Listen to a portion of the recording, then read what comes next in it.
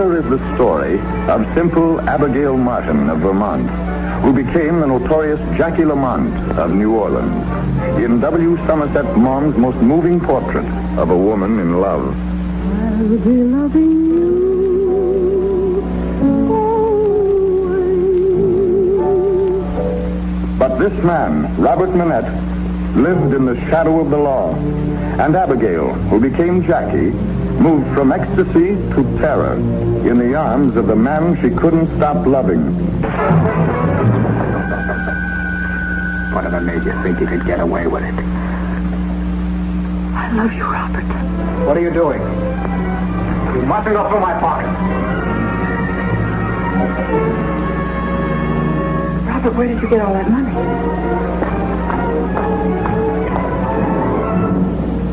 You killed him.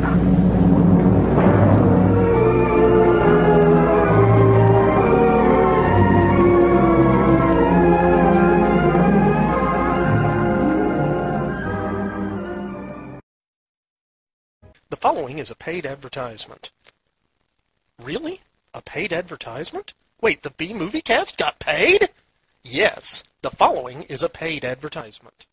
This episode of the B-Movie Cast is brought to you by the estate planning services of Twyla Minear Brooks, attorney at law. Remember, when the zombie apocalypse comes, things will move pretty fast. The body should be disposed of at once, preferably by cremation. Well, how long after death, then, does the body become reactivated? It's only a matter of minutes. Minutes?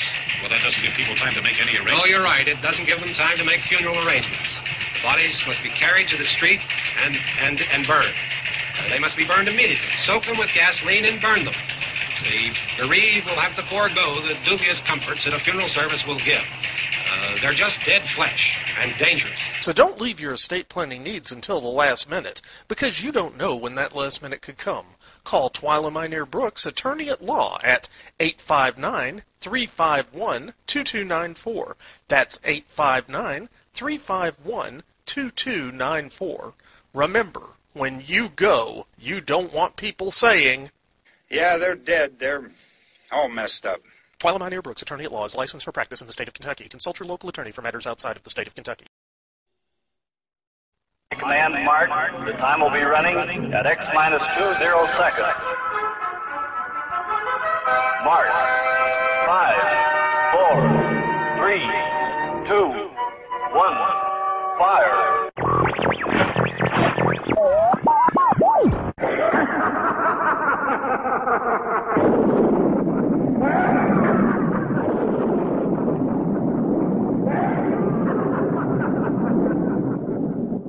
Spawned by the continuing decline and fall of society as we know it, and created on the second-floor spare-bedroom studio in the Piedmont of South Carolina. Podcasting on a shoestring budget and changing the world one freak at a time. It's the B-Movie Cast with your host, Vince Rotolo.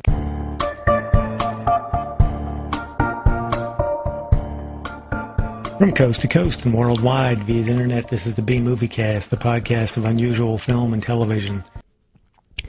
So, on with the show. Hi, guys, and welcome back to the B-Movie Clubhouse for episode 487 of the B-Movie Cast. Before I go any farther, I want to get our contact information out of the way. We love hearing from all of you, so we have a feedback segment devoted to your comments and suggestions, and this is how you can contact us. Option 1, pick up your phone and dial 888-936-0808. This is a toll-free number and a very easy way to leave a voice message. Option 2, you can make your own MP3 file and send it in to bmoviecast@gmail.com. Or use your smartphone voice software and record a call, then just send that in as an attachment instead. Or option 3, if you're not into talking, you can just shoot us an email to bmoviecast@gmail.com. Our website is bmoviecast.com, where you can subscribe to the podcast. It's free, and there you can join us on the Facebook B-Moviecast fan page and letterbox. Also, you can play the contest by sending in your answer by email to bmoviecast@gmail.com with contest in the subject line. And check out the links while you're there, or buy a t-shirt. I currently have smalls to 4Xs. If you want to help us financially, there's a donation box you can click on as a supporter on the Lugosi, Karloff, Agar, and the infamous Xanadu level through PayPal. Also, the easiest way to donate is to click on the Amazon bar on the right side of our homepage. This Amazon link will take you to Amazon.com to make your purchase. It doesn't cost you anything, and you can still log into your personal accounts when you get there. It's completely private, so think about us before you buy online. So now, through the miracle of modern technology and thousands of miles of wires, server farms, PCs, Macs, the Internet, and duct tape, we have our co-host from Lexington, Kentucky, author, editor, screenwriter, film producer, Nick Brown. He has a new website. It is authornickbrown.com. That's AUTHORNICBROWN.com. He is the author of the Werewolf for Hire book series, starting with Blood Curse. He's also selling a book in collaboration with his wife, Fiona, the B-Movie Cookbook. All of these are available on Amazon. He's produced 2 movies, Wretch and Loss Prevention. Both can be ordered on Blu-rays or DVDs through Amazon. He is also the producer of a 3rd film, the soon-to-be-released Fall of Usher. We also want to give a huge shout-out to Stan Ward. Congrats, Stan. You're on the road to recovery and kicked COVID's ass. Glad you're finally back home. The hospital had you far too long. Take care and keep fighting. First up, I'd appreciate it again if our listeners would leave a voicemail with our toll-free number, 888-936-0808. It's free, and I seem to be having trouble with Freedom Voice, my provider, so I need to test it. So call in, say hi, tell us what movies you've been watching, or give us some suggestions on our countdown to the 500th episode that we're starting in February. Whatever you want to leave, just so I can have something to tell Freedom Voice. And secondly, I apologize for my voice today. I went to a ceremony on Thursday morning dedicating a friend's house as a historic site. It was really interesting, but it was very cold out, and it was all outside. And if any of you guys want to look it up, it's fascinating. It's a Rosenwald school, and it was early African American schools during segregation from the 1920s on. And Julius Rosenwald, who was one of the founders of Sears, I think, started a fund to build schools for the black populations because they weren't allowed to go to regular schools. And there are very few of them left, and my girlfriend's husband went to school at this school, and his father, after segregation, when desegregation started, his father bought the school, and it's been in the family now since then, and he has been restoring it lovingly, and it just got declared an historic site in South Carolina, so it was really interesting, and it was really cool.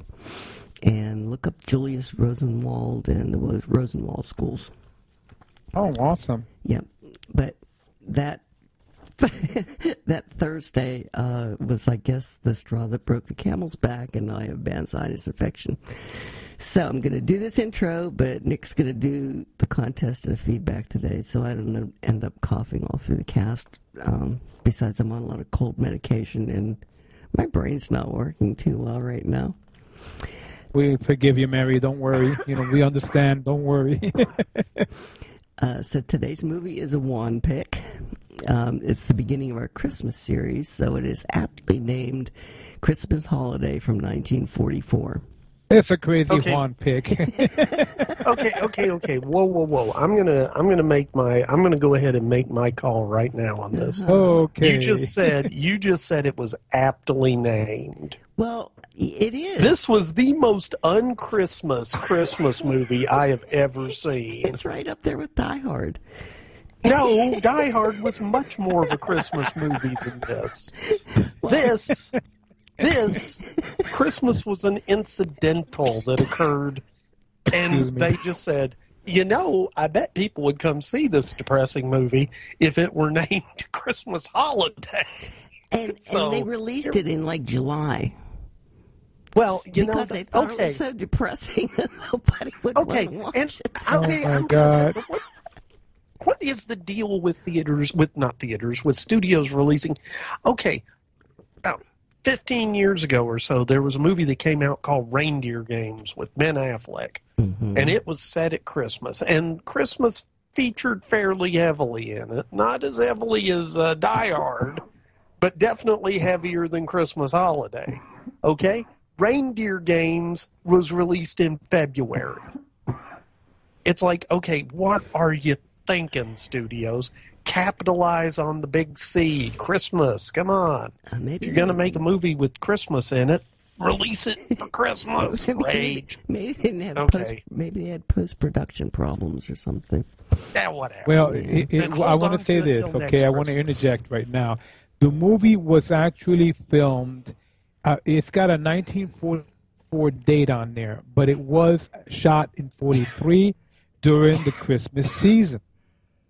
So, I mean, the fact that Robert Siodmak, Kurt's brother, decided that, for some reason it didn't get released till 1944 to what you said, Mary, the July date or whatever, but it was shot and filmed in 43 during the Christmas season. Yeah. So Siodmak wanted to use the theme name. He wanted to have Christmas Holiday as the Christmas noir film during 1943 to be released, but it was never released in 43. It was released in 44. The soldiers were going on Christmas holiday break.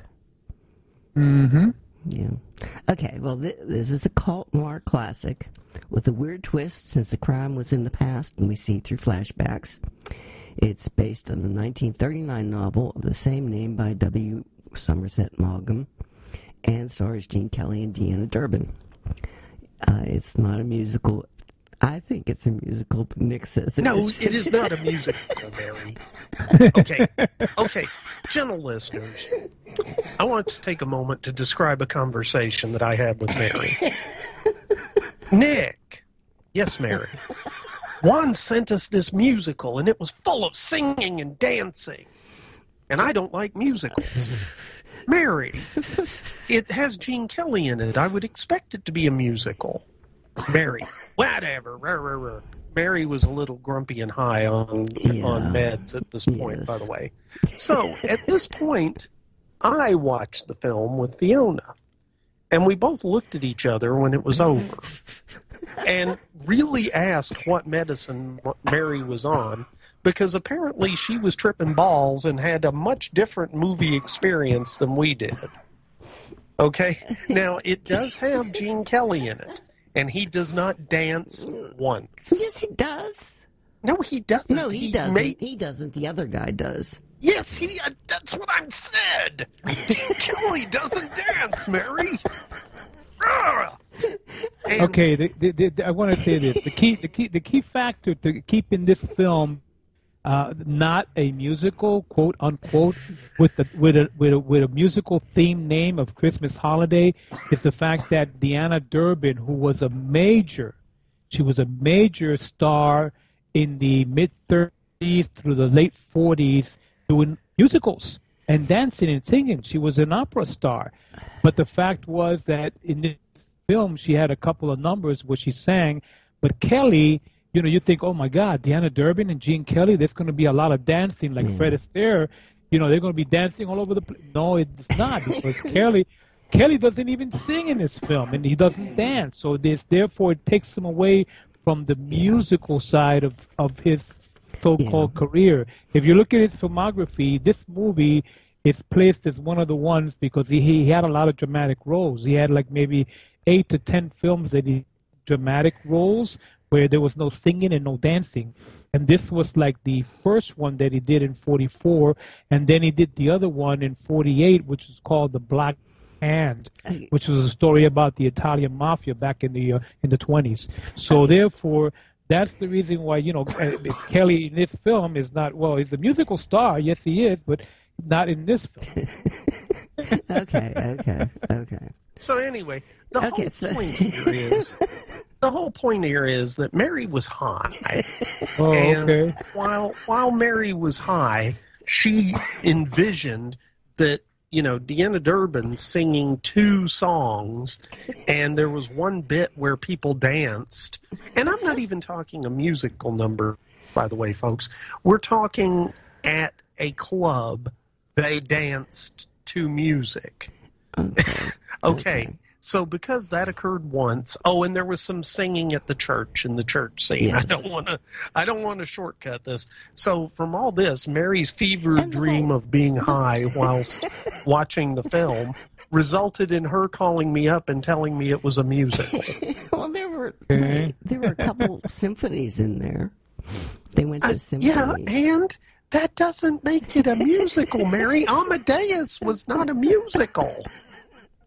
Okay. It had music, but it wasn't a musical. Mary, you tell me a musical that has a murder in it, that has noir with the dark effect of noir throughout major parts of the film, and it has an ending twist to it, which probably Nick is going to spoil it anyway. You have to spoil this one. Nope. Okay. All right. You're not going to spoil it. But anyway, the ending where it's the twist. So therefore, it takes it away from. If you got a murder in a movie, it's not a musical. You know what I mean? Okay. Actually, I'm going to disagree with you, Juan. I think you could have murder in musicals, but I mean, I think about Xanadu, for example, which murdered the careers of several actors right off the top. For real. That doesn't make it not a musical. The fact that it isn't a musical is what makes it not a musical. So, anyway, I think we could beat this to death, but I'm not. I have had my piece. Okay, I feel much better now. Mary is busy choking. Okay. So we will get on with the show. Sorry guys for this pick that I did. I mean, and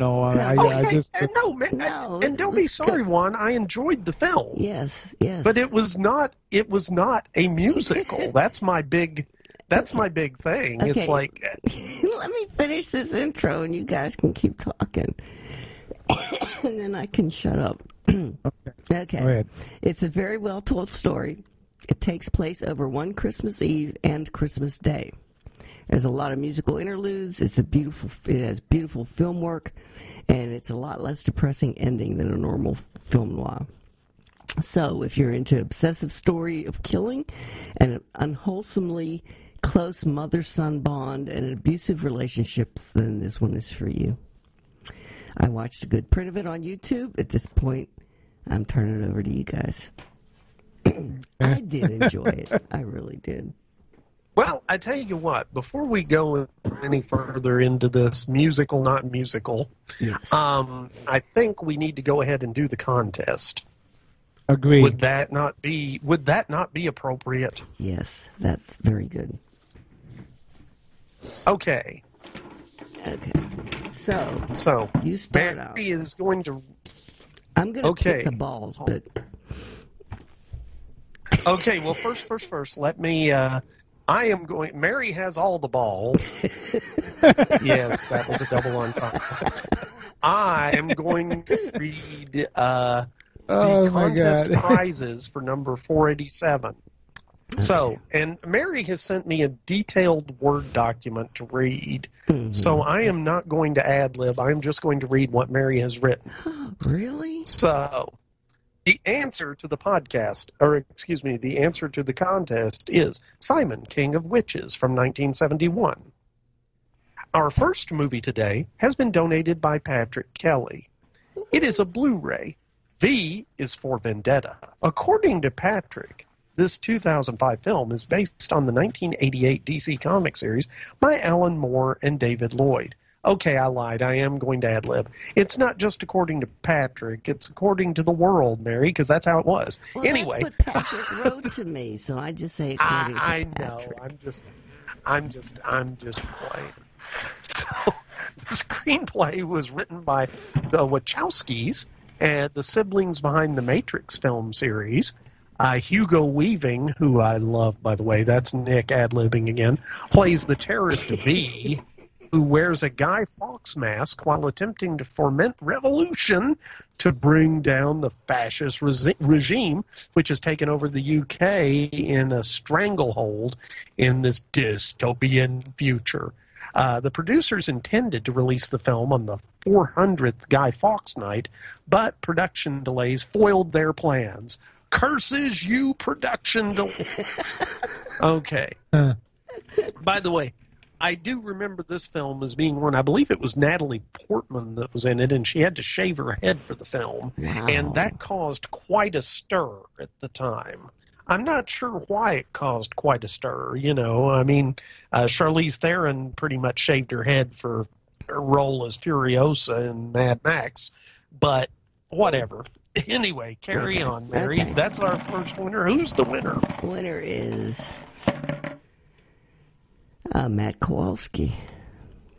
Matt Kowalski gets V for Vendetta. Oh, okay, can right. I just say that is very appropriate. Yes, it is. I think Matt will. If Matt hasn't seen this movie, which would surprise me, then this will be very appropriate. Yes, it will. Okay. Now, our second prize is the mystery gift from Kenny B. Santito. By the way, Santito, you won a copy of Loss Prevention, and it was delivered, but because your address is a P.O. box, I think you have to go pick it up. So if you could look into that, because I just did a tracking on it, and it said, hey, it's out, it's waiting to be picked up. So go see what's going on there. Anyway, back to me not ad-libbing.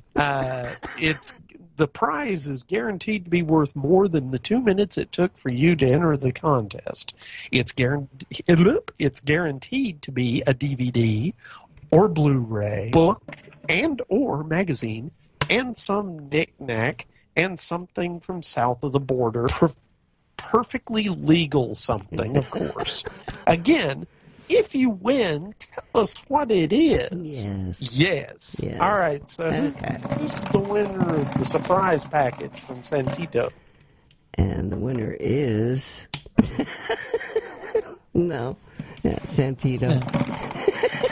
Santito can't win his own prize, Mary. Although that would save on postage. Yeah, that's true. That's true. The winner is Nicholas Stumpf. Ooh, Nick Stumpf win it. Nick Stumpf. Yes. All right. And since I already picked Santito's ball... Are you? Yeah, I just realized what I said. I did not say that. I'm sorry. On the show, please, ever, Mary. I think he should get the third. Are we gonna make him the third prize winner? Yes, we'll make him the third prize winner. Okay. Well, the third prize, which has already been drawn, congratulations, Santito, is a copy of Alan Holzman's fantastic book, Celluloid Wars, The Making of Battle Beyond the Stars, which is available through Amazon. And I already have your address, Santito, so I will get that out in the post to you directly, and then it can sit and wait for you to pick it up also. So go down and check that out. Anyway, thanks everybody for playing. The new contest photo is up, and I bet you don't know what it is either, but that's okay. I never know what it is. That's all right. Ever. So we got that out of the way. Let's talk about Christmas holiday, shall we? Woohoo! Now, the first thing I'm going to say about this film is I really enjoyed it, okay? I was being a little, I sounded a little grumpy there about, it's not really a Christmas movie. I still really, really enjoyed it. And I'm really glad that Juan suggested it because it's a film I probably wouldn't have watched if it hadn't been for the cast, because I would have thought it was a Christmas musical. Yeah. And I have nothing. I don't have Mary's deep-seated hate for musicals. I want to be the first one to say that. I enjoy musicals. But it wouldn't have occurred to me to watch it. And, you had to kind of go out of your way to look this up because we found it on YouTube. I'm quite certain, however, that if you visit Juan's site, Fifth Dimension Films, that he probably has a pretty good copy of this available. Am I right, Juan? Juan. FifthDimensionFilms.net is the place to go. Okay. There you go. Juan, you got to be ready when I plug you, man. This is fast-paced podcasting action here. All right. So anyhow, it's a really good movie, and despite what Mary says, it is not a musical. However, there is music in it. Yes. I will concede that. Yes. There is music in it. And for those of you who haven't heard Deanna Durbin sing, she has an amazing voice. I mean, the two musical numbers she does are just absolutely fantastic. I think, she sings, oh God, what were the songs? Spring will be a little late this year, which was written specifically for the film by Frank Lozier. And then she also does an Irving Berlin ballad called Always. And both of those are just really, really good. Yes. So, check that out. Mm-hmm. Okay. And they also go ahead, Mary. They also had the Symphony Orchestra playing. Well, it did have the Symphony Orchestra playing. Tristan and there was also some Wagner. Well, there was also, say again? Richard Wagner's Tristan. Yes, Wagner. But I hate to say it, Mary. Deanna Durbin doesn't sing Wagner. Mm-hmm. This is good. Well, I think it would be a little inappropriate. I don't know. I just can't imagine Wagner being sung. But I digress. Well, let me rephrase it. I can't imagine Wagner being sung by Deanna Durbin. Yeah. So, Juan, what made you think of this movie? I'm curious, and I do like it. I enjoyed the film a lot. The Christmas holiday name is a bit of a mislead to me, although it is set at Christmas. That was the first thing. I figured, let me get a little Twitter here. I mean, the name. You figured, Christmas holiday. Oh, wait a minute. We're going to listen to a Christmas Vacation, or we're going to listen to a Home Alone type movie like that with a very Christmassy theme and music and everything. But I mean, I had seen this film many, many years ago. Okay. And the fact that I really enjoy Gene Kelly, I like Gene Kelly as a dramatic actor. He was very good as a dramatic actor. Besides his singing, song, and dancing, he was phenomenal. He was among the greats. You could compare him up there with Fred Astaire and Ginger Rogers, big stars from the 40s and the 50s that did all these musicals.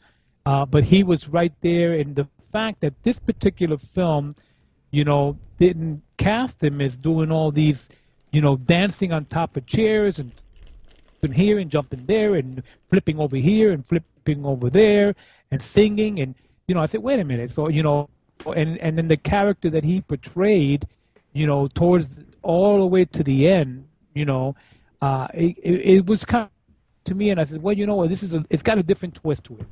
The fact also that Deanna Durbin, being that she was a major star, child star, because she started out as a child star in 1936, it was her or Judy Garland to be picked to be the top-rated child star from 1930s with MGM before she got let go from MGM and went to Universal. But the fact that Durbin, who Canadian-born, and her name was not Deanna Durbin. She was given that name by Louis B. Mayer. Actually, took the Edna May out of the Durbin and just put Deanna Durbin. And once she did the first couple of films, and from the movie that she did with the little short film that she did with Judy Garland every Sunday from 1936, it was them two singing and dancing a little bit, and then they looked at Durbin and said, wait a minute, it's phenomenal, but they chose Durbin. So, I mean, Durbin turned down the role. She could have been Dorothy from The Wizard of Oz. She could have been to do a lot of Meet Me in St. Louis, which was Judy Garland. It could have been Deanna Durbin. But on the contrary, to make the long story short, to have her in this film as a serious actress, more of a serious, role that she's romantically involved and wanting to leave a good life and a marriage, but being under the care of the mother and so forth. It set it apart from her doing the musical numbers and the dancing and everything. But she was a tremendous soprano singer. She was very legit, and her lyrics were very good. She had operatic style singing because she can hold a note, a tone. You talk about Pavarotti, man. Well, you listen to Deanna's numbers in some of these musicals. She was never an opera singer, though. That I know of. Considered, she was very popular because she had operatic traits, because of the sopranos, her voice. You see what I mean? And that's why she was perfect for musical films, which, her career wasn't that long.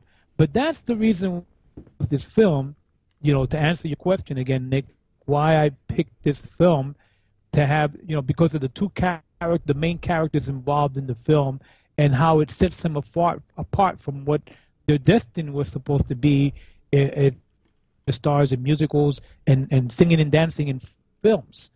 And the fact that this is it's a noir, it is considered a noir film because it has the dark themes of noir. There has a crime in there, there's a murder, and the police is involved and all this other stuff. So I said, well, let's give this one a try. Even though it's not the greatest, but that's why I chose this film, Nick. Cool. Well, and it was a good choice. And, like I said, it wasn't super Christmassy, but it was really good and worth seeing. And, I have to say, Deanna Durbin, she does have the amazing voice. I think she also had a really good just overall presence on the screen. And, for this film, her character plays, what's the best way to put it? Very naive in certain ways and very worldly in others. And she comes by her worldliness through a lot of hard knocks that are laid out in the film for you. And it takes an interesting approach at it, too, because it doesn't play linearly. The film is told through flashbacks, a lot of it. And that just makes it really interesting, And I think they made a good choice by putting Deanna in the role as Jackie, the main character for this. I really, even though she's not the one that it starts out, Jackie/Abigail, that's her real name in this, is definitely the main character to me. Yeah. Because this film is really about her journey and how she ended up where she was, which was, it's an interesting thing because this film was made during World War II. So, I mean, any film being produced during the war had a big rubber stamp from the Defense Department on it saying this is wholesome, in addition to the Hays Code, of course, which was in full swing then. So I feel like a lot of the things that were going on were simply implied rather than, actually overtly stated, I think. I read somewhere where Mankiewicz, Herman Mankiewicz did the screenplay for it. And the original story was set in Paris, and she was in a brothel. So he changed the story, Herman Mankiewicz, and he changed it to New Orleans and just a dance hall to clean it up for the censors. Well, and see, that's exactly what I was getting at, because they had her as a singer and an entertainer in a dance hall. Yeah. And my thought was the way they're acting about her working here and the way she acts about working here. And, the film is set in New Orleans almost exclusively. And just the way they were acting and talking and a lot of the the nod, wink, wink, that sort of thing. Yeah. I just got the feeling that she was supposed to be doing a little more entertaining than just dancing. I did too. And yeah. And I got that feeling, despite the fact that her interactions, in the film were literally almost completely chaste and wholesome. Mm-hmm. I mean, it was really very interesting how she interacts with this other main character. And by the way, the lead, I mean, they have it, as Gene Kelly is kind of the lead when we look at it today. But back in the day, this was early in Kelly's career, and there's another fella in it who was Dean Herons, and he plays Charlie Mason, and he's actually the character we start following in the film that leads into meeting Deanna Durbin's character, Jackie, and it's his character meeting her that elicits this retelling of her story and how she ended up being a marked woman, as it were. Her knight in shining armor. Yeah, well, her knight. Yeah, I think she saved him too because he was on his way to California. The fact was that Dean Herons, Lieutenant Charlie Mason, basically it's the way it goes. He has most of the film. He carries, like you said, Nick. He carries most of the film. The first part of the film, almost halfway through the film. See Kelly until almost halfway through the film because of the fact that it's trying to develop the storyline via the flashbacks from Abigail telling this lieutenant who happens to at the wrong place at the wrong time maybe, and she's sobbing to tell him her story, and he's like really really nice to listen and wanted to follow up on her story and landed up not doing some of the things that he did, but Dean Herons, he did it. This guy here, he's not really a major star because his filmography is very short. He's only done like maybe 12, 13 movies, and actually this movie right here, Christmas Holiday, was his first. So it's like the fact, wow. But going back, I want to talk a little bit about Deanna Durbin, if I may. Going back to her. Please. She's phenomenal. Well, go ahead, Juan. Tell us about Deanna Durbin. No. I mean, do you have anything else you wanted to add on to that initial introduction that you just did? I will say, sticking to the Deanna Durbin subject, when I was watching the film with Fiona, I didn't really know much about her, and it was very interesting to learn kind of her history with Hollywood. And I'll let you talk about her career, but I want to mention the fact that her career kind of ended abruptly when she went to, she is on her third husband, and he asked her to marry her, and she said, I'll marry you if you'll let me just move and live a life of obscurity, because she was just fed up with being in the spotlight. And this kind of goes to talking about this film, because for the fact that it was something that we ended up streaming it on YouTube because it's not that easy to get. The film was actually like Universal's highest grossing film in 1944. It made $2 million at the box office, and it was Durbin's highest grossing film to date at that point. And, I mean, it even beat out Universal's other big one, which was Arabian Nights. I mean, the film made $2 million in 1944. And bear in mind, that's $2 million during the war. So there's a significant portion of the population that's not going to movies because they're, overseas somewhere fighting the war. So that's a pretty impressive haul. And I just thought it was very interesting that she just decided she'd had enough. And when she decided to go off the grid, as it were, she went way off the grid. She moved to rural France, and she didn't do a single interview I think she kind of disappeared in 1949, 1950-ish, and she didn't do a single interview until like 1986. So, wow. But definitely an amazing actress. Amazing so, Juan, do you want to tell us a little bit about her career? I just want to add that by 21, yeah, well, you pretty much summed up something. Yeah, highest paid Mary, woman you were in the saying? U.S. By the time she was 21, she was the highest paid woman in the U.S. and the highest paid female star in the world. And that says something. I mean, her average film was grossing $1.25 million, which is a lot. Yeah. Okay. Well, again, I mean, I gotta say, I've watched mostly all her movies, and they are available. Her, she only did like 22 films. Career went from 36 to 48, and in 1948 when she did the last film, that's when like you said, Nick, during her career in the 40s, and she had a success because every movie she did between 1938 to 41, 42, up until the last film that she did in 48, they were very highly successful films.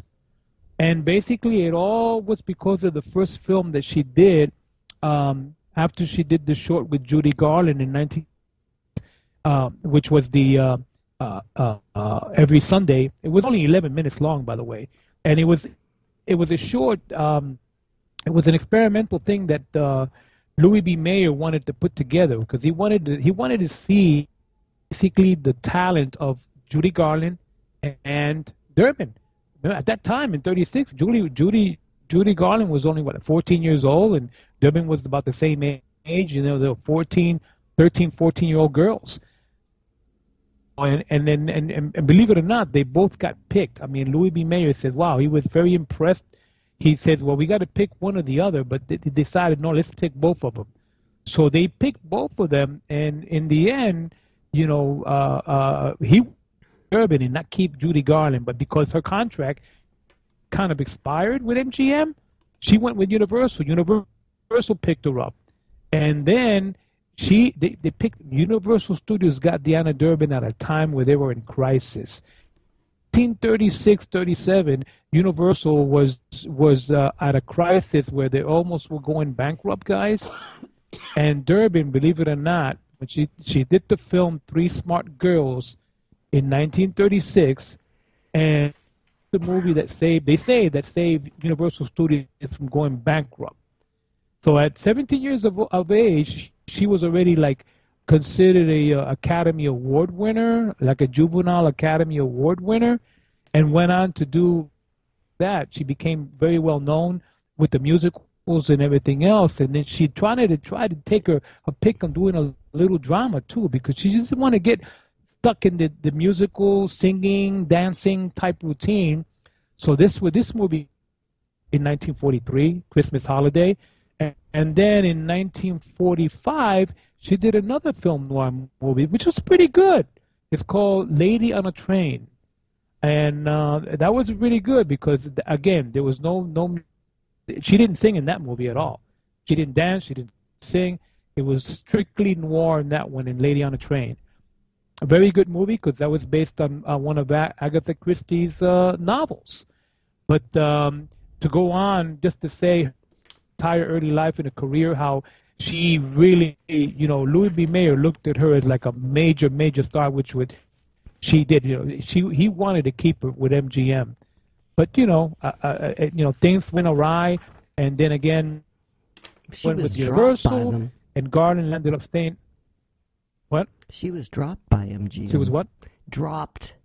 Her contract didn't. Yeah, she was actually dropped by them. It expired. It had expired. Yeah, and I ended up picking up a 6-year contract with Louis B. Mayer and MGM, and guess what?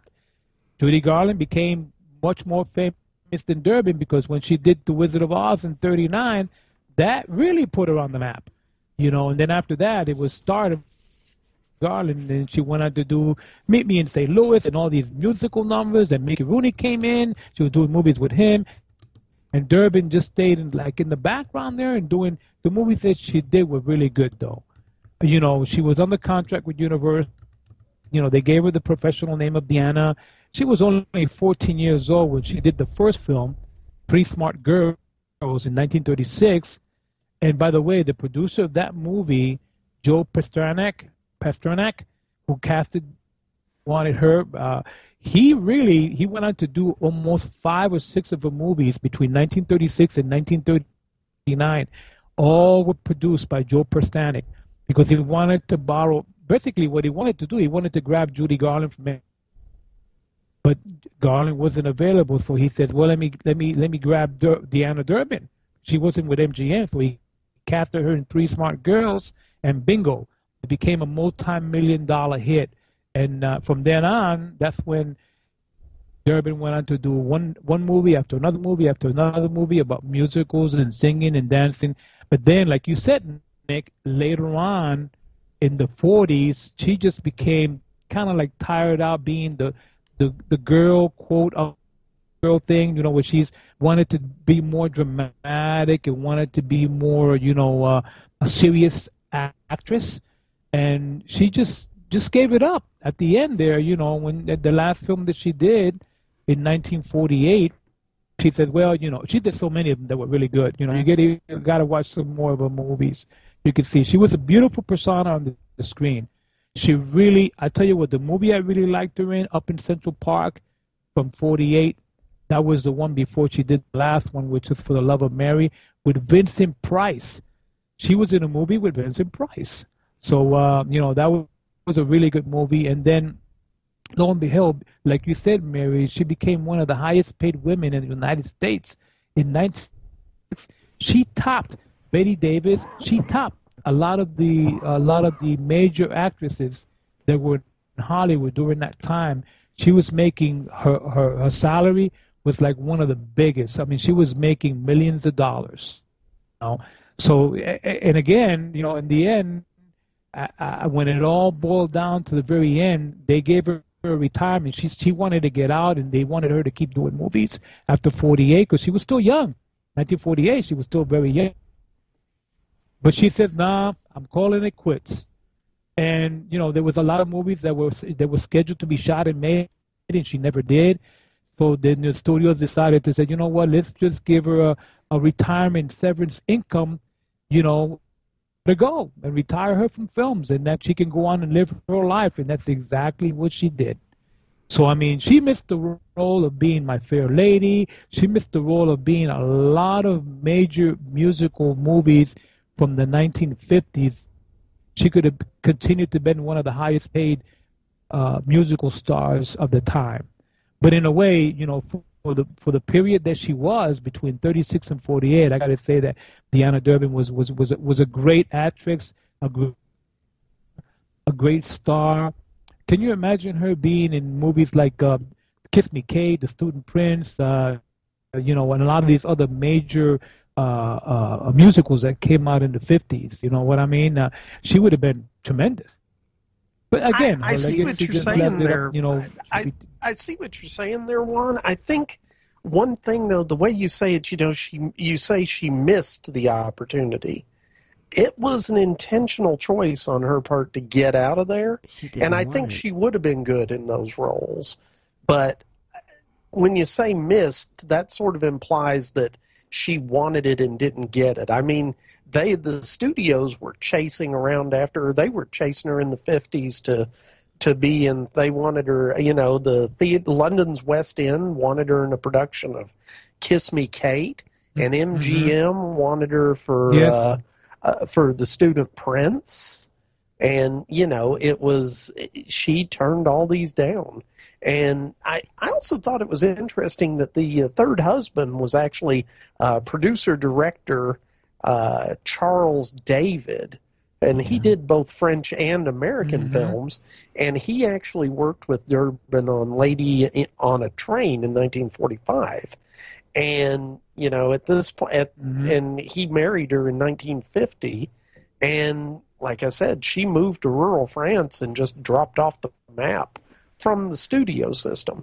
And interestingly enough, when she would talk about, in the rare occasions that she did talk about her career, she talked about Deanna Durbin in the third person because she considered that almost a phase, kind of her youthful, this was me when I was young and this is me now being what I want to be.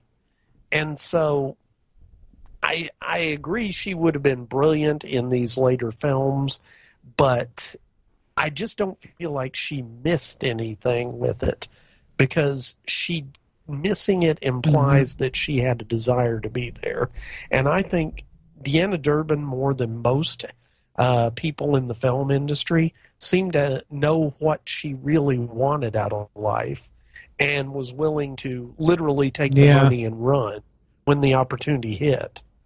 And, I respect the hell out of her for that because it is very difficult to walk away from something lucrative, I mean, do you know how hard it was for me to stop smuggling cocaine? Oh, my God. It was just terrible. And, but Don Johnson was there. It was all rough. Wait a minute. No, that was just me watching Miami Vice the other night. Anyway, sort of like the Wizard of Oz.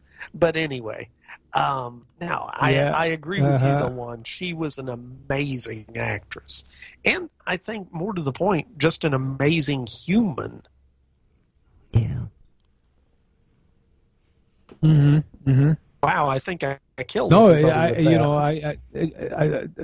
you knows. I mean, I tell you what, Pasternak, Joe Pasternak, man, that guy, he saw his dream girl right there.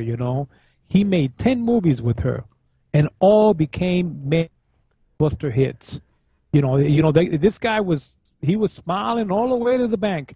Every movie he made with her was an instant hit because during the time too they were going to the movies in the theaters, and Judy Garland was on top, Rogers was there, Fred Astaire, Gene Kelly, and all these Chicheries, all these musicals, and here comes Deanna Durbin, and she's like that pretty girly face that she had.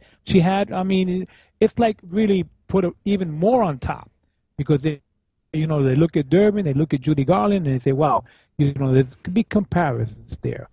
But I got to say, in the end, it was the life that she chose, and I mean, in her right frame of, well, I'm tired of it. I don't want to go on no more. I'm just going to retire. And she really did retire from public because she wasn't really seen much or nothing. She wasn't out there and wasn't doing any theater or nothing on the side. No, nothing else. She just retired totally, went to France, and lived out her days over there. She was like in seclusion in a way. Well, she was never I don't know if she even. I think she got one interview. She got. They did one interview. She was never comfortable with the. She was never comfortable with the adulation. Yeah. She never liked being a star. Yeah. So she took the money and ran. Good for her. It's amazing that a lot of women. I mean, look at Judy Garland, and I look at a lot of these other actresses that grew up as child stars in the 1930s and went on all the way to doing films into the 50s and 60s, like Judy Garland did. You know what I mean? And loved the spotlight. Well, thing I got to say about Deanna, she did get a star in the Hollywood Walk of Fame. She's got a star there, I mean, because they recognize her from being such, the juvenile child star and having an Academy Award for a juvenile, which was really amazing. Her and Judy Garland. So I got to say, I mean, if you get a chance to watch some of her other films, check them out. They're not bad. They're not bad at all. I mean, I watching the Up in Central Park with Vincent Price, the Lady on the Train.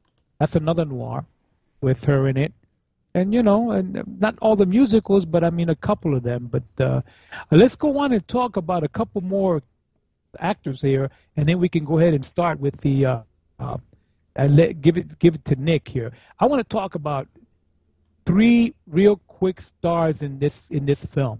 Believe it or not, guys. You look at all these stars here and the films, how many films they made, but nothing can top. How do you call it? The movies, like the film credits of Gene Kelly, Deanna Durbin. You can put Gene Kelly, Deanna Durbin, Worf, Dean Harris, all these together, and you can take one star in this movie who happened to be uncredited in the film, by the way. His name is Larry Steers. He was the courtroom attendant. And this guy here, believe it or not, he was born in the 1880s, and he did over 600 movies between 1915 or 16 and the 1950s. This guy here has a filmography longer than the Brooklyn Bridge, and I got to tell you, you got to see the courtroom guy. He started out in 1917 doing films, silent films. He did so many silent movies. It's amazing. Okay, that's the first one. The other one that follows next to him is his name is Heine Cochran, who was the jury room guy. He was the jury member. Also, they're not in the credits, by the way, guys. Heine Cochran, another actor that was born in the 1880s. Okay, this guy here had over 450 films in his career. Started out in the silent era during the 1917, and he went on to do many. I'm not even going to go to it, but this guy here, he was 73 years old when he passed away in '59. Heine Cochran, I mean, and his first film, 1915. So you can imagine doing silent movies in the early, beginning of the century, all the way through, and being in this movie as a jury member. You got to know what he looks like, but if jury members, but he's because he's uncredited, you got to look for the guy that had that weird looking mustache, and he looked a little bit Asian with his eyes flipped up like that. That was Heine Cochran, okay? And the third one, also another guy that was a major star, and he started his career in 1923, and he did silent films. He was the cop. He was the policeman at the end of the Robert Holman's. Another one. So there you go. You got three people in this film that had a lifespan of films that lasted almost maybe 800 films between the three of them.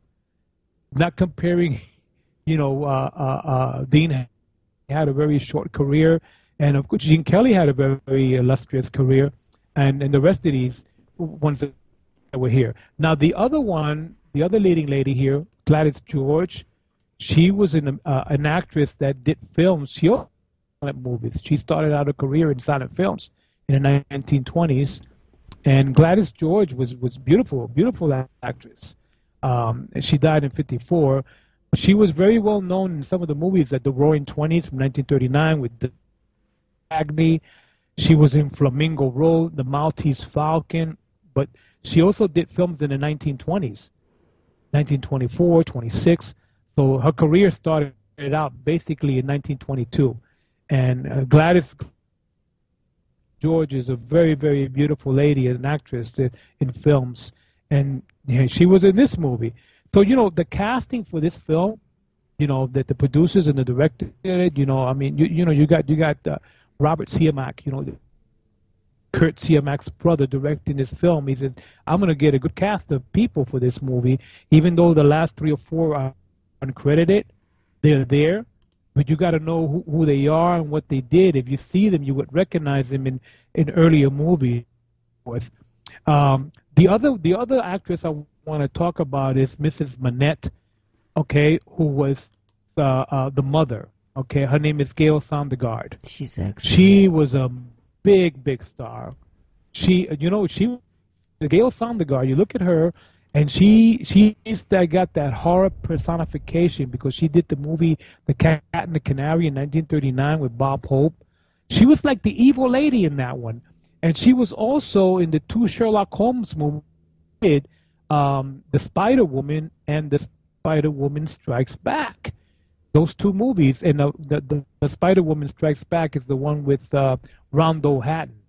So she was like the evil lady, the evil too. So, and that was considered a horror film.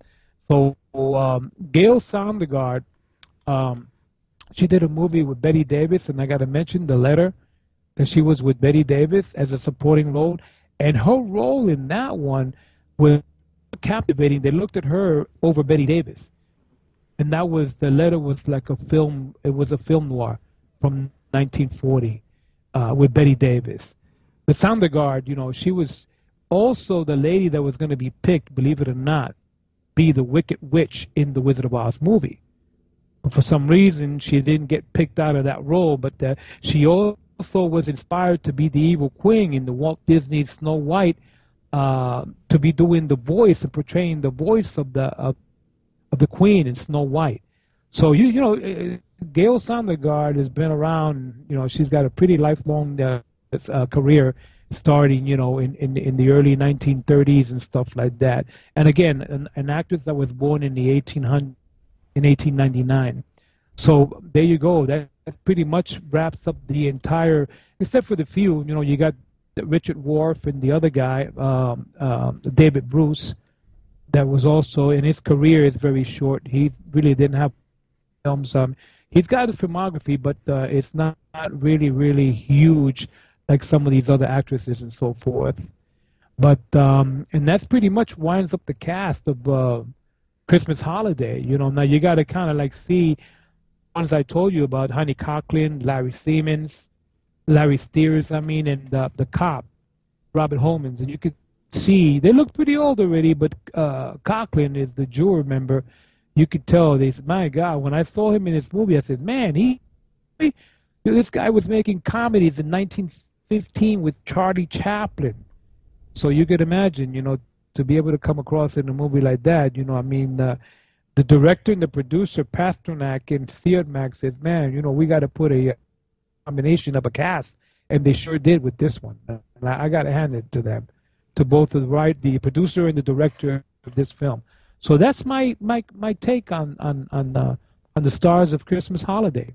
You didn't talk about Gene Kelly. Well, do we have to talk about Gene Kelly? He was in Xanadu. What? That was the pinnacle of his career. And I think I possibly killed... You had to bring that up, didn't you? Oh, I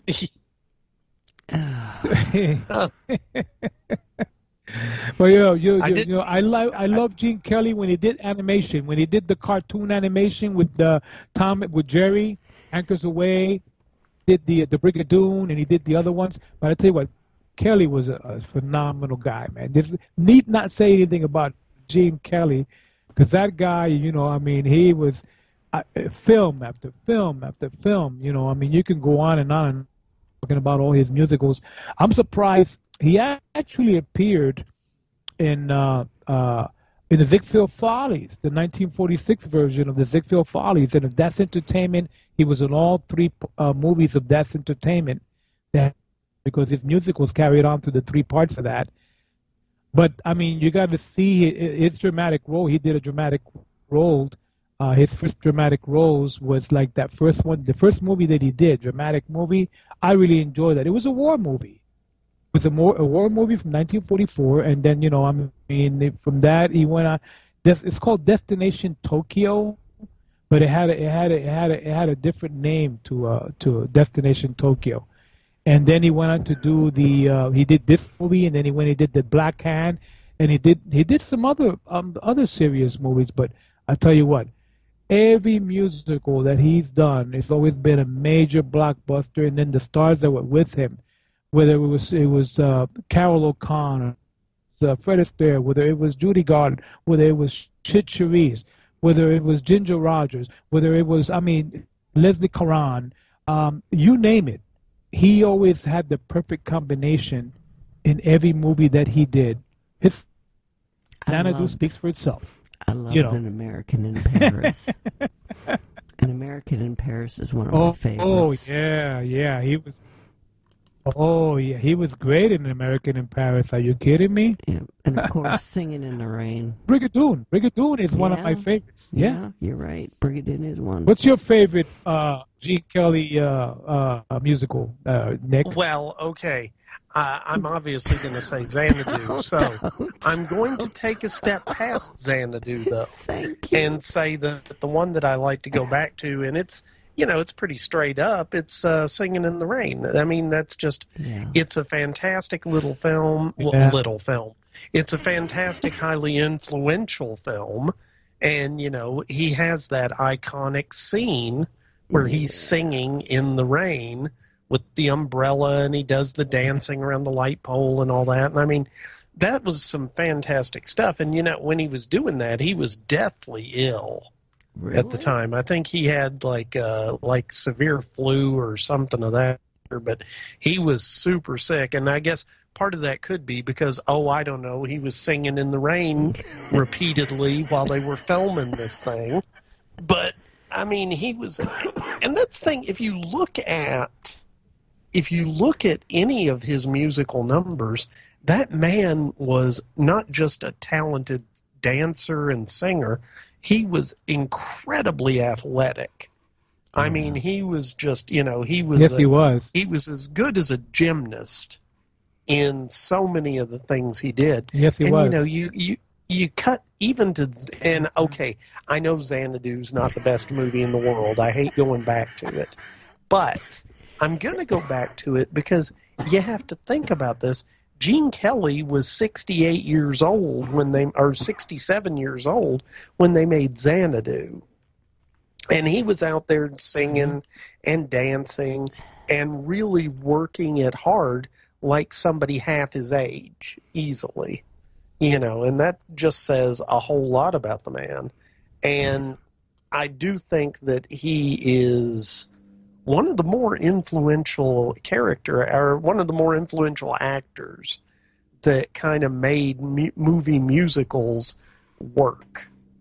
Because let's face it, you have to be in a certain mindset, and a movie has to fit a certain way for you to be willing to accept that periodically everybody in the cast just stops what they're doing and breaks into song. True. Right? So, and I know Mary hates that, but that's okay. Yeah. Well, what about Kelly, man? He's incredibly, being to the fact that, if you get Busby Berkeley to cast him in a film, the great Busby Berkeley, the Ziegfeld Follies, he casted Gene Kelly in his very first movie in 1942, which was For Me and My Gal. That was the first team up with Judy Garland and Gene Kelly. And that was his film debut. And Busby Berkeley, he was so it was so amazed to see the talent of Kelly in this film. And you can see this is his first movie. Watch that one, and you're going to see how he set the pace for that came ahead of him, along Judy Garland, because after he was with Judy Garland in many other films. But this movie right here, pairing them both up, and Judy still being young, because remember, she was only a few years after she did the Wizard of Oz. Here it is, 42, and Busby Berkeley teams up Judy Garland with Gene Kelly in his very first movie. And this is really the one you want to see how you can see like the ways of vaudeville in Gene Kelly in this film, For Me and My Gal. And I tell you what, I mean, that set the pace from there on for him to be casted in the hundreds of movies that he did after that. So, I mean, hey, kudos to him, man. And we got to do Xanadu. I don't care what Mary says. I'm looking at him on IMDb, and he only has 47 credits as an actor. I always thought he was in a lot more than that. Mm-hmm. Okay, guys, I'm going to take a second here because we've talked about the fact, hey, we got this guy that's done 600 movies, this guy's done 500, and then you say, well, Gene Kelly's only done 47 movies. Well, first off, that is not a small number of movies. 47, okay, these guys that were doing 600 movies were day actors working in the studio system. Character actors. So literally, one day they got a call, hey, go put on this suit. You're going to be courtroom guy number 1. Stand over there. Yeah. And yeah, I'm not belittling them as actors, but they were not leading characters in these films. Gene Kelly was a major actor in every movie he was in, pretty much. Yeah. If he wasn't the star, he was number 2 or number 3 at least. Yeah.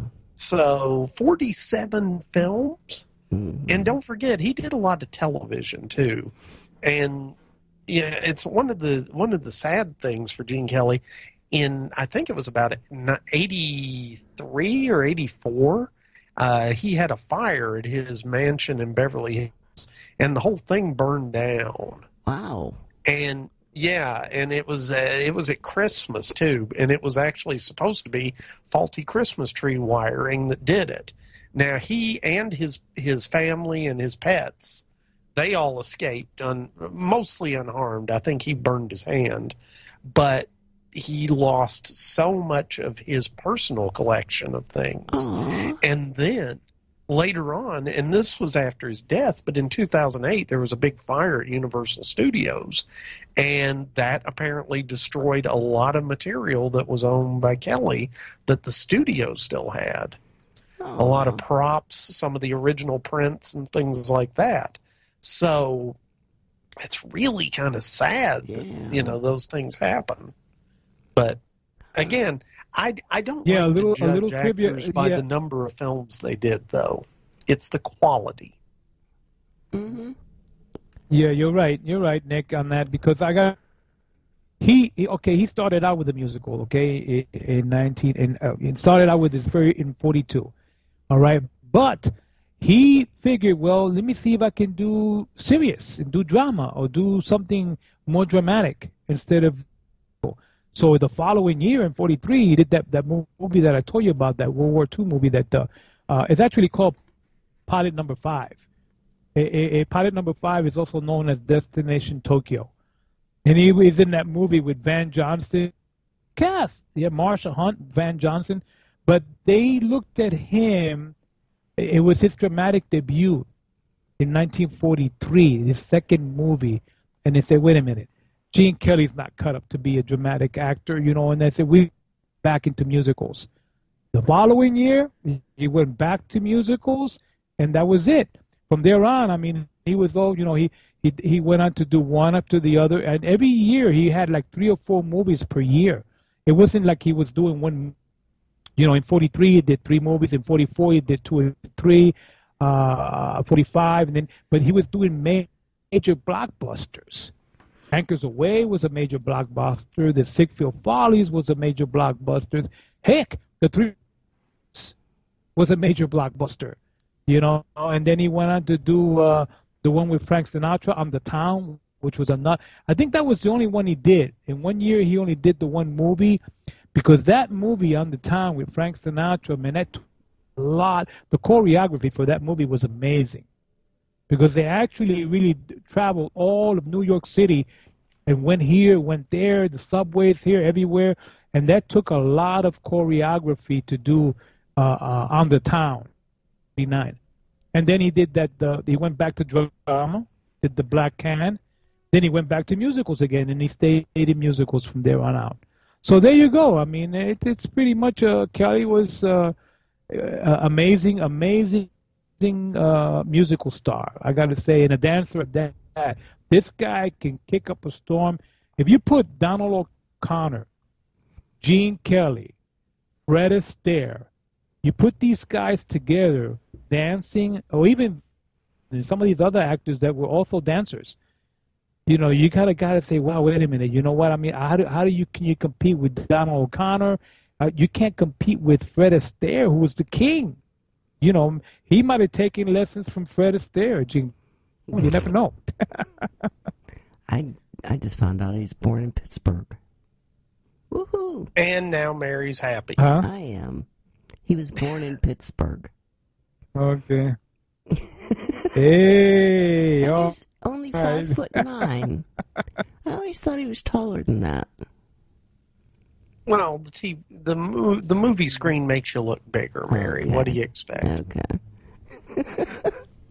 I just one of the things I gotta say. One of the things that Go ahead. I gotta add one more thing to Gene Kelly here. His dancing and it was all choreographed by him. He did his own choreography to all of the dancing. None of that stuff. And it's actually, it's all, you don't see any stunt doubles or anybody doing when he does his flips and his leaps and his jumps and this and that and his splits or whatever. It was all Gene Kelly. And he was really good looking on top of everything else.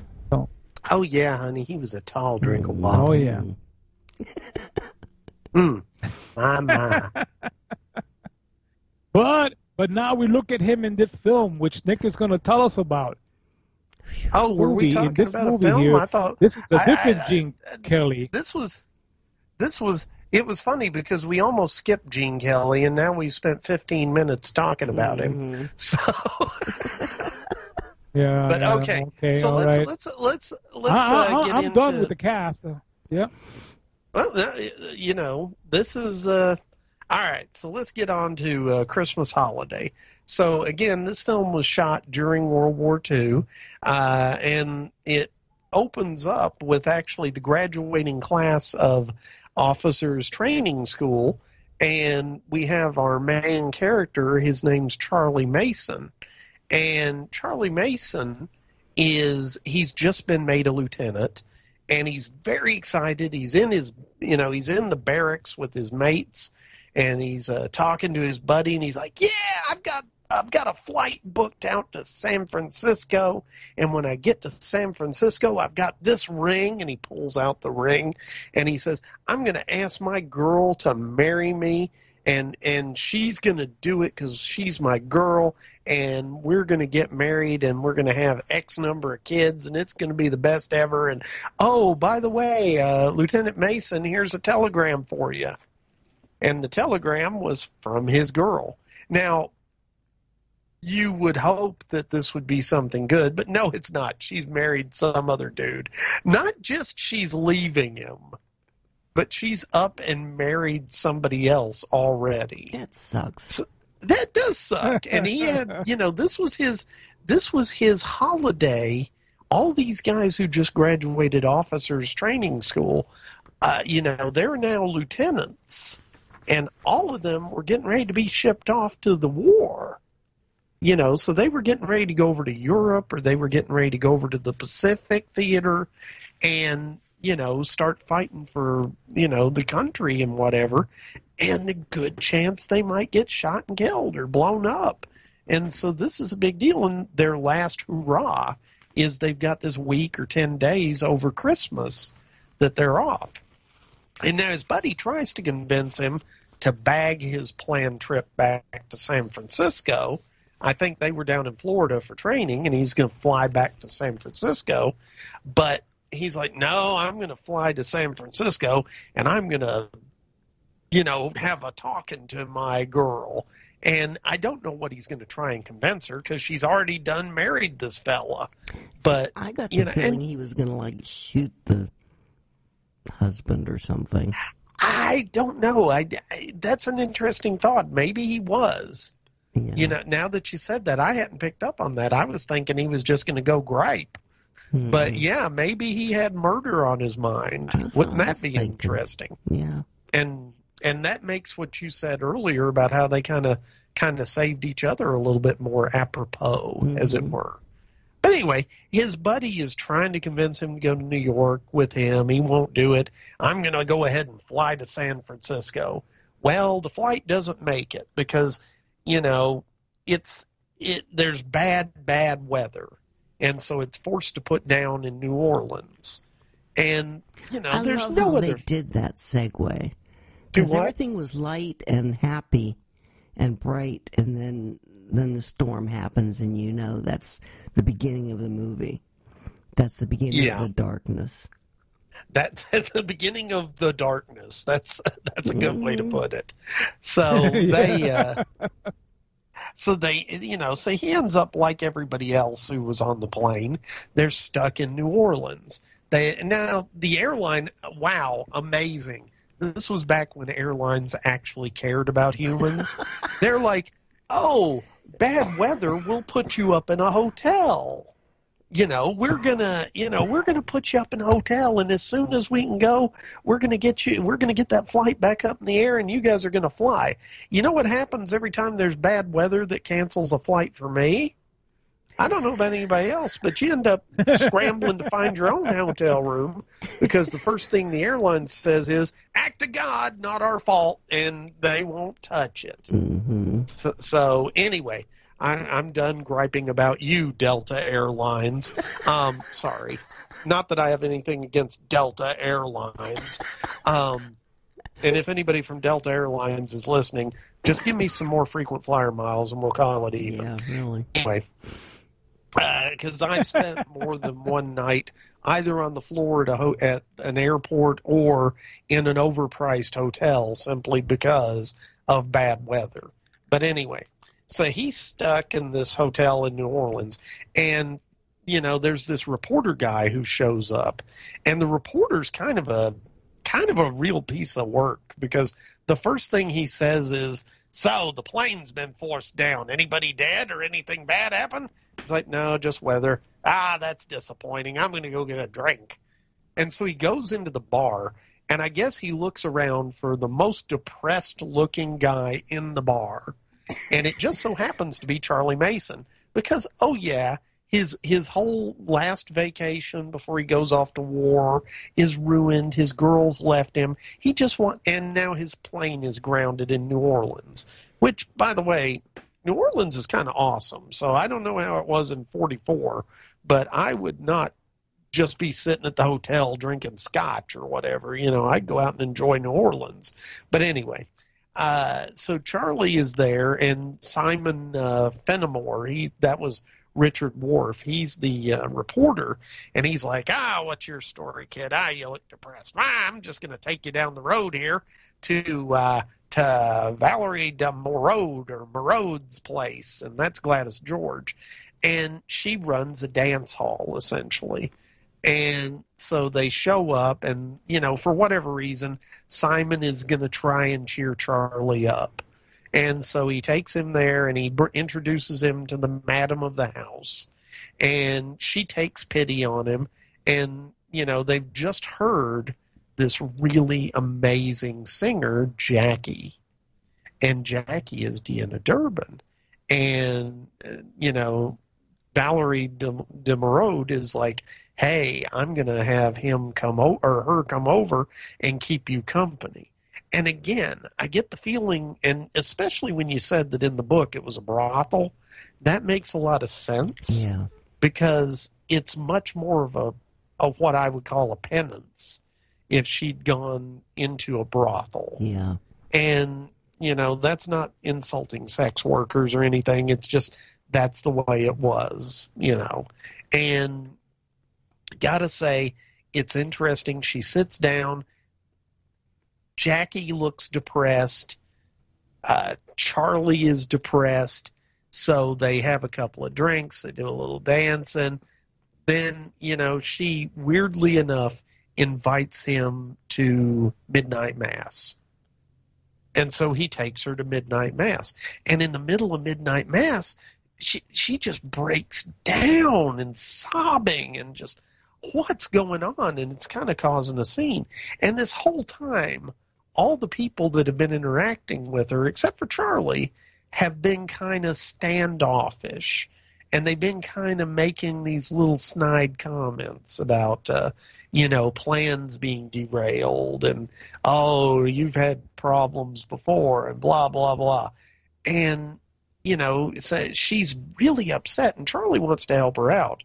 And so she's like, no, it's okay. Just let's go grab a coffee. And so they go to this all-night diner, and they're having coffee. And they finish their coffee, and he's like, well, I need to get back to the hotel. Can I take you? And she's like, no, I'm just going to stay here at the all-night diner till the buses start running. And then I'll just catch the bus back to my place. And he's like, you can't do that. I'll get you a room at the hotel. And she says, they won't put me up in the hotel. And it's like, what? And sure enough, she ends up sleeping in his room. But that's okay, because as I commented to Fiona when we're watching the movie, his room was like a large apartment. I mean, he had multiple rooms in it. You know, it's like I travel a lot for business, and when I stay in a hotel, I'm usually happy if the toilet isn't right next to the bed. You know, it's like, okay, you know. Yeah, it was nice, but whatever the case, he had a really nice hotel room, and he was being a gentleman. So he actually, he puts her up on the couch, and he sleeps in the bedroom, and the door's closed between them. So the Hays Code is satisfied. But through the course of the evening and her getting up and kind of being nosy and reading his telegram from now no longer fiance, you know, she opens up to him, and she starts telling him why she's considered a marked woman or whatever. And first thing she tells him is that my name isn't Jackie Lamont. It's Abigail Manette. And she says it like you're supposed to know what Manette means. Well, she explains that Manettes were one of the old founding families. You know, 100 years ago, a Manette was like the governor of Louisiana or whatever. And now the family's kind of fallen on harder times, but she married into it. And her husband was convicted of murder and sent to prison. And not only was he sent to prison, he was actually sentenced to death, but the sentence got commuted to life in prison. And she's a marked woman for several reasons. Number one, her husband committed murder, and the sins of the husband, I guess, fall on the wife. But another reason is she didn't divorce him. Because, and yeah, this is the 1940s. And so divorce is a lot more stigmatic than it is now. But it's acceptable if your husband gets put into prison for life for murder. It's acceptable kind of socially that you would get divorced and move on. But for whatever reason, which we learn as she tells her story, Abigail, instead of divorcing him, doesn't. She carries on being married to him because she still loves him, and she decides that she needs to do penance for some sin that she has committed. So the whole, New Orleans thinks she's a trollop or whatever, and a marked woman for not divorcing, her husband. By the way, her husband, Robert Manette, was Gene Kelly's character.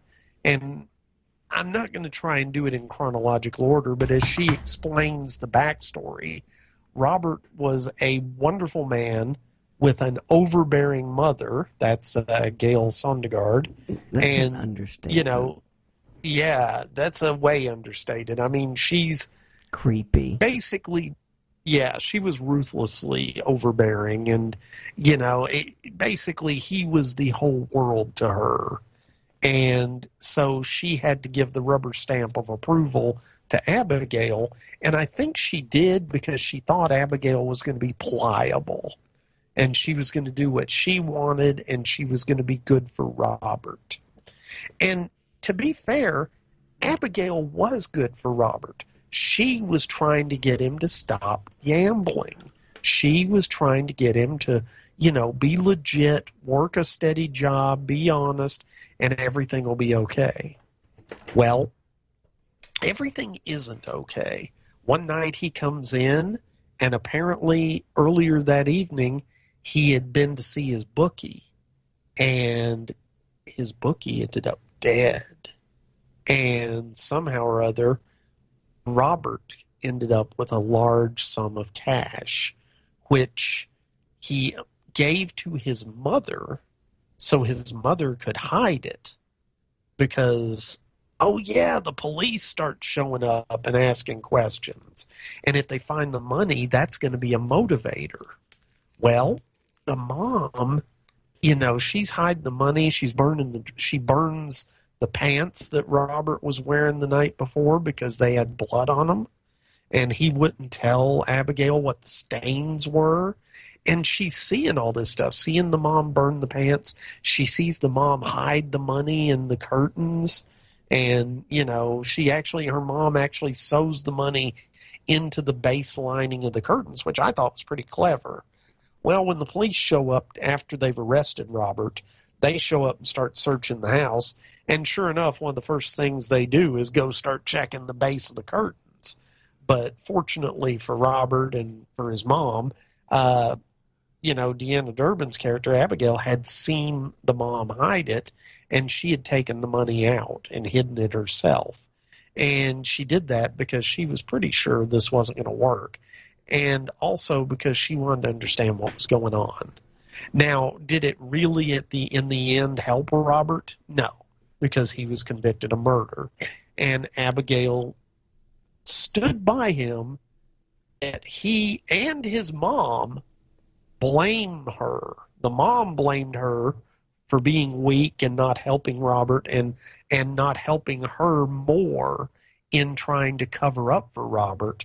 And Robert blamed her because he was certain that she was in on setting him up, and she didn't really love him, and she was just looking to get out of the marriage, which was kind of irrational because she didn't divorce him.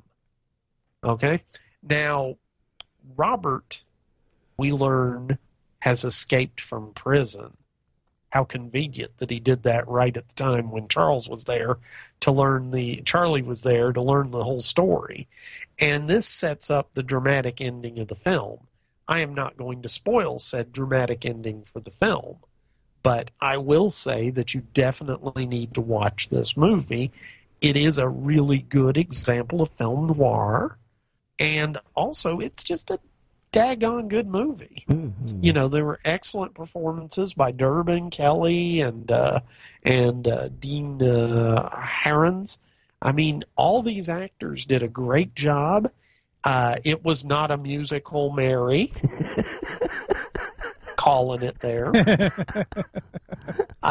There was music in it, but that's okay. It was not a musical. All right. So that's our movie. No, they have the combination of Gail Sandergard and Gladys George in here too. You know, as Gladys being the madame, you know, of the place, and Gail being the over the striped jealous mother, the one that had the perfect woman for a son, and you know wanted to fit into society. You know, and if she didn't get approved, then she wouldn't be the one. So that whole role in a lot of the movies. But I tell you what, this was. You know, I mean, I picked it. You know, I said, Mary asked me, we could have done, but I said, well, let's just do this one and we'll see. So who knows? Maybe the listeners will watch it, maybe they won't. But, you know, any Gene Kelly, Deanna Durbin enthusiasts out there should really watch this movie. Mm-hmm. No, I definitely think the gentle listeners should go out and watch this movie, preferably by purchasing a copy from nextdimensionfilms.net. What? Thank you there, Nick. Thank you. Yeah, this is called plugging. Come on, guys. We got to work this stuff. By the way, somebody buy one of my books. Okay. So anyway, that's about it. So do we have any feedback, Mary? Oh, wait. Yes, we do have feedback. And Mary's dying, but wait, I'm the one who's supposed to read it because you sent it to me. And Mary... Mute your microphone. Don't die on the podcast. The mute button's not working. Oh, I've been trying. So, yes, okay. We do anyway, I sound pretty insensitive to Mary's plight right now, folks. I'm not. It's just I've been listening to her cough for the last 3 or 4 days. She calls me up. Blah, blah, blah, blah. Nick, we're gonna do the podcast, right? Maybe we should wait a couple of days. Yeah. Okay, we'll wait a day or two. Yeah. You know, and I mean, when she called me up the first time over the weekend, I honestly thought Darth Vader was calling, and he had a cold. And no, it was Mary. So I think you're sounding much better now, Mary. I will say that. Yeah, I feel much better. I really Well, do. that's good. Yep. All right. So the first bit of feedback we got was from Tom Jackson. Hi, Tom. Hi, Tom. Say hi to Wolfie. Hi, Tom. Yeah. You guys. So Hey, hi, Wolfie. Hi, and- Tom. Yeah. And so his message was pretty short and sweet. It was about the movie. It was about our podcast on Near Dark, episode 46. And he says, "Hi, gang. I saw this film in the theater when it came out. Great film with feelings towards the vampires. It was a surprising approach. Best regards, Tom." So not exactly super long feedback, but we appreciate it anyway. Yes, we do. So, yeah, well, we do. Yes. And all right, so let's see. What's the next bit of feedback we got? This is from Troy Date. Hi, Troy. Hi, Troy. See, I'm reading these Hello, now, so I'm going to Troy. say hi to everybody. That's right. All right, he says, "Hi, Mary." The answer to this week's contest is Simon, King of Witches, 1971. One of my favorite movies, by the way. That was him, not me. And then he says Merry Holidays, and he spells it with a Z, so it makes me think that he's a pot smoker, and I like that. What? What? Anyway, Merry Holidays back to you, man. All right. So, Mary is never going to let me read the feedback again. She'll be like, "Juan, read the feedback." Really? Seriously? All right. So our last email is from our good buddy Patrick Kelly. And by the way, Patrick, we want to thank you for all your support of the show, obviously. Oh, yeah. Much appreciated, brother. Yes, absolutely. Yes. So, Yes. anyway, it says, last week I fell in love with an alternative Christmas movie called Fat Man from 2020. Critics were split on it, and a multitude of ordinary civilian viewers out and out hated it, but not me. Kelly goes on to say, the main character of Fat Man is Christopher Kringle, played by, are you ready for this, Mel Gibson. Kringle looks more like a craggy mountain man than the cheery star of A Night Before Christmas poem. And Mrs. Kringle is played by the acclaimed French actress Marianne Jean-Baptiste. I'm sorry, British actress Marianne Jean-Baptiste. Now, the premise of the film is simple. A psychopathic rich kid, furious over coal in his Christmas stockings, hires an equally psychotic Christmas-hating hitman, played by the perennially squirrely bad guy, Walton Goggins, who is a favorite of Nick's. That's correct, Pat. The mission? Wipe the fat man off the face of the earth. So basically, we got a rich brat who's put a hit out on Santa. Wow. Okay, anyway, moving on. Wow. That was Nick talking again, by the way, not Patrick's email. Okay, so going back to Patrick, my favorite dialogue occurs when the armed-to-the-teeth Kringle faces down the armed-to-the-teeth hitman on the snowy grounds outside of Kringle's rusty toy workshop in the far north. The hitman screaming, "I've come for your head, fat man." Kringle calmly, "You think you're the first? You think I got this job because I'm fat and jolly?" Like I said, the movie deeply offended many, but when you've had your fill of gooey Hallmark-style Christmas films this season, Fat Man could be the perfect antidote. Take care, Mary. And again, Merry Christmas, Pat. So, and he said Mary to Mary, and I thought that was funny. Okay, so that's the end of our written feedback. And do we have a voicemail, Mary? Yes, we do. This is from Troy Date. Ooh.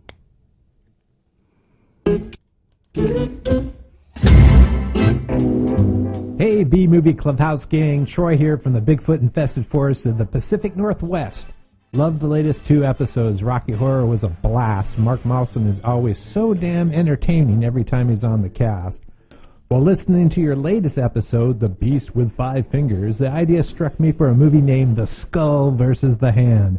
The poster could have the hand in a stance of defiance, flipping off a menacing skull with glowing eye sockets who is floating above a dark forested castle. The climax of the film could be an odd assortment of detached flying body parts in battle with one another, such as an elbow in fierce combat with flocks of flying eyeballs and so on. The hand would eventually find a gun and end things once and for all for the rest of the disembodied body parts.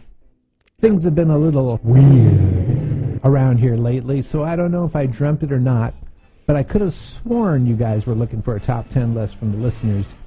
I checked your site and I came up with 10 selections you haven't already done.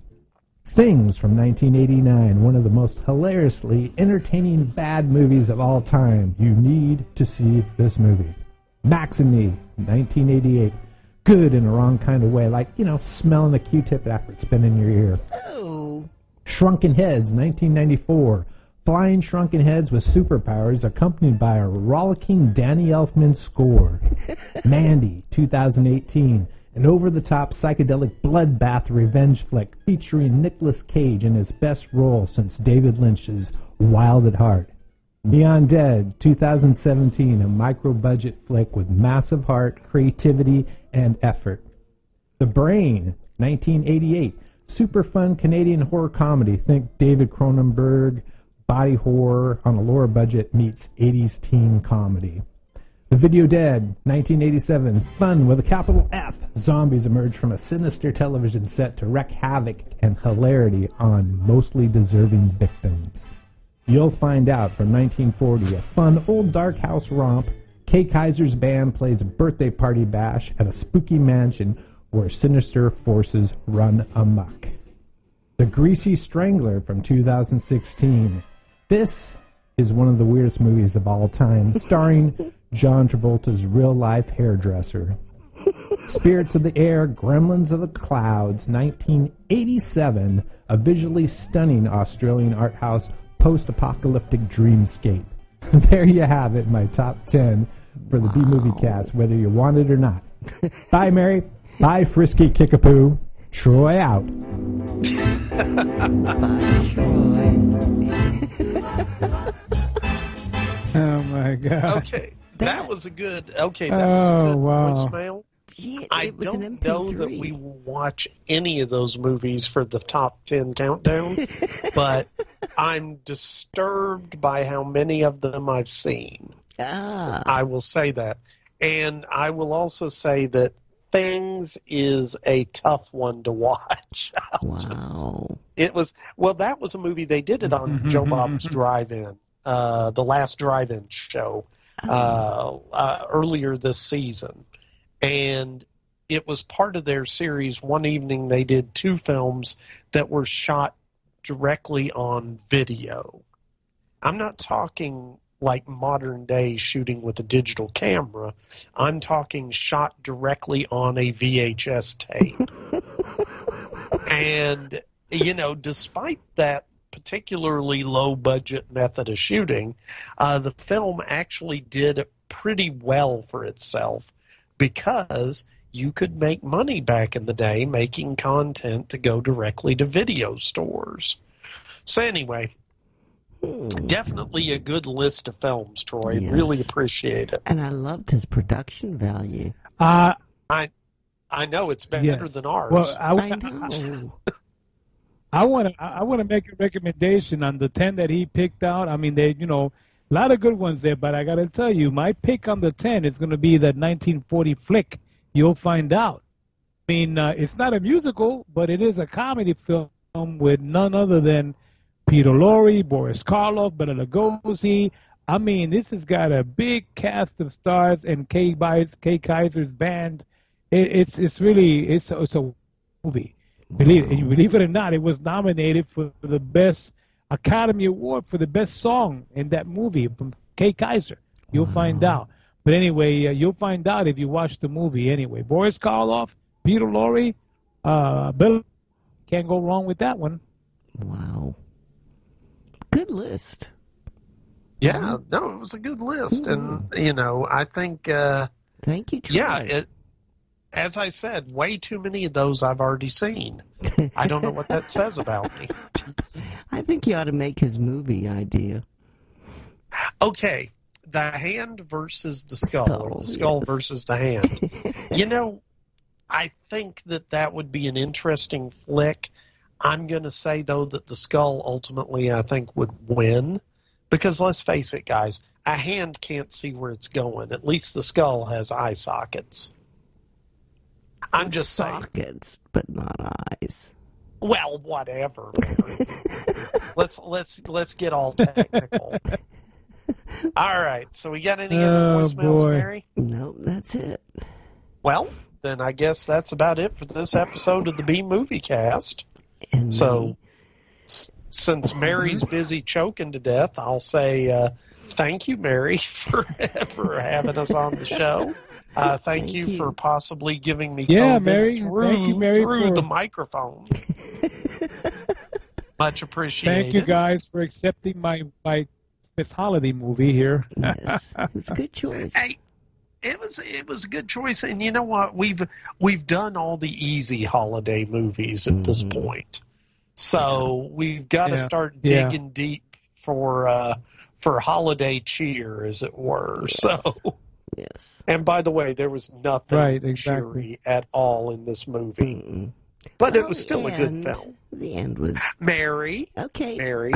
Close to spoiler. See, choking, that's what you get for trying to spoil the movie. Okay, I'm going to spoil the movie. No. Bruce Willis was dead the whole time. Oh, wait, that's the wrong movie. But anyway. I think you've taken too much cough syrup. No, I'm just having a good evening. Yeah, all right. Good. So, thanks for having me on the show, guys. Thank you. Awesome. Thanks for carrying. Thank you, Mary. Thank you, Nick, for having me back on again, and looking forward to the next. Yeah. Whatever it may be, but keeping the spirit alive at the B Movie Cast. Thank you all the listeners for listening, and tune in for the next one. It'll be a good one. Yes. Bye. All right. Thanks, guys. Bye-bye. Bye-bye. Bye. Adios, Mafia. Well, they've gone. For good, John? No, just for now. It wasn't the right time for us to meet. But there'll be other nights, other stars for us to watch. They'll be back.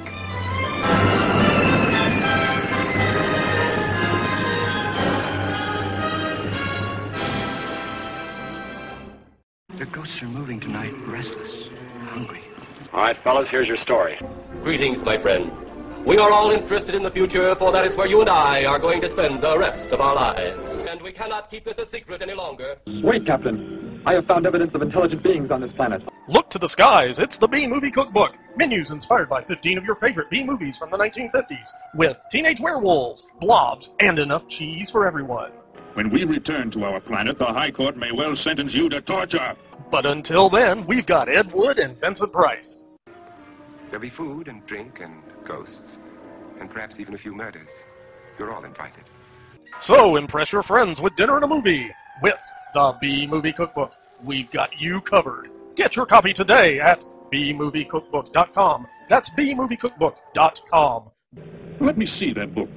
I am interested to see what sways your mind so heavily. Sure thing. Just visit bmoviecookbook.com. Anybody around here want some coffee?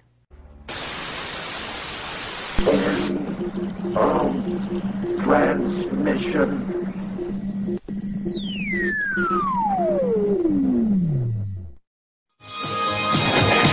The good guys always win, even in the 80s.